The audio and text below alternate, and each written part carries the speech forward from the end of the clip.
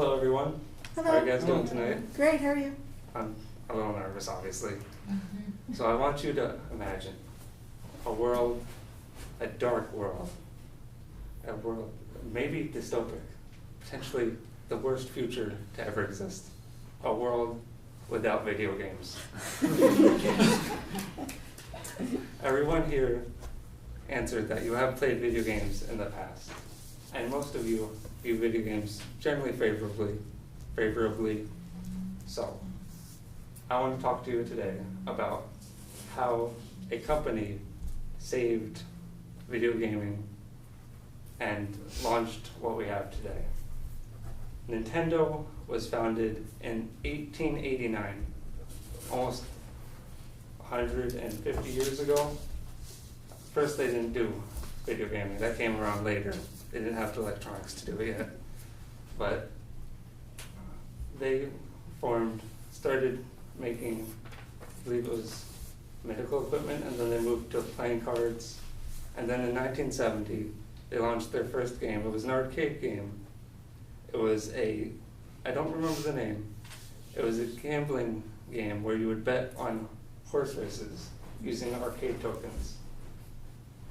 And then in 1981, the iconic Jumpman came out, where you played as a plumber trying to save a princess from a crazy monkey, also known as Donkey Kong. But they went beyond that. And today I want to talk to you about the two major contributions, the NES and the SNES. So, to give you some information on NES, I have to give you a little bit of history. Atari was the major company back before Nintendo entered the scene. Atari, unfortunately, launched a game called E.T. in 1982. This game was initially a hit. It sold 1.5 million copies. But not even half a year later, 1 million of those copies were returned. And so out of the 4 million copies printed, they had 3.5 million sitting in a warehouse. This game was so bad, it launched its own folklore and what we call today the E.T. landfill. Because they had to get rid of the copies somehow, and so they chose to just throw them in the landfill. And Nintendo came onto the scene in 1985 with the NES, the Nintendo Entertainment System. Chris Kohler from Wired and Andrew Cunningham from Ars Technica wrote separate articles, but they both agreed that the NES was lukewarm at launch. It only sold 50,000 copies in its first year.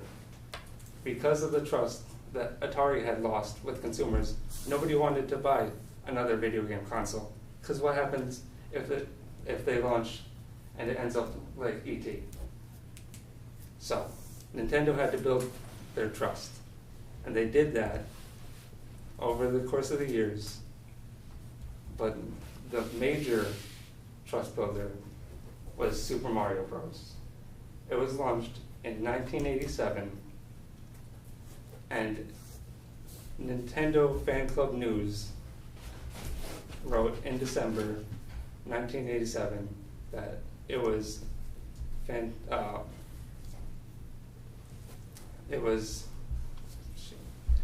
filled with seemingly endless, fantastical worlds, which obviously, I mean, endless kind of ends at the number 8, so they had 8 worlds. And with this, they launched their success. Business Wire wrote in 1989 that the Nintendo had sold a retail value of $2 billion worth of units. And that was only 4 years after the 50,000 units they sold initially. So they went from 50,000 units to 2 billion in 4 years. Well, not 2 billion units, but $2 billion worth. And so this leads me to their next launch, the upgrade, the SNES, or also known as the Super Nintendo Entertainment System. This was launched in North America, September something, 1991.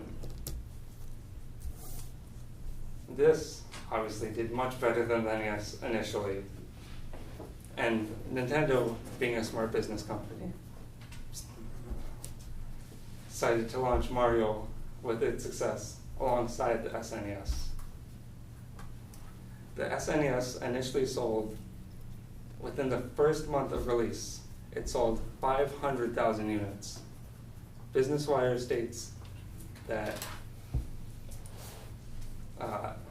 in October, 60 days after its initial release, that they were gearing up to sell $4 billion worth by the end of the year. And so, I keep saying that. And SNES was a success.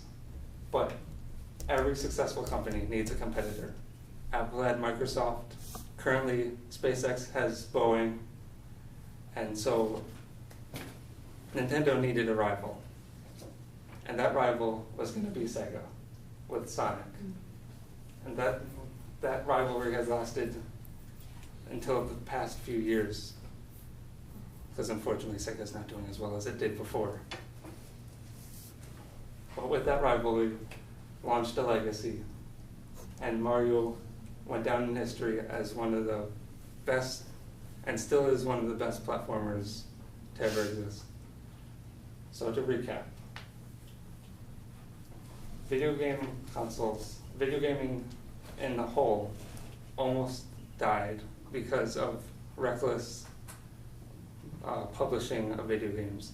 Nintendo came along and thankfully resurrected what was left over with its launch of the NES in 1985, and then with its upgrade, the SNES in 1991. And so, whenever I sit down to play a video game, I always make sure to remember where they came from and who to thank, whether it be Microsoft or Sony or Nintendo themselves.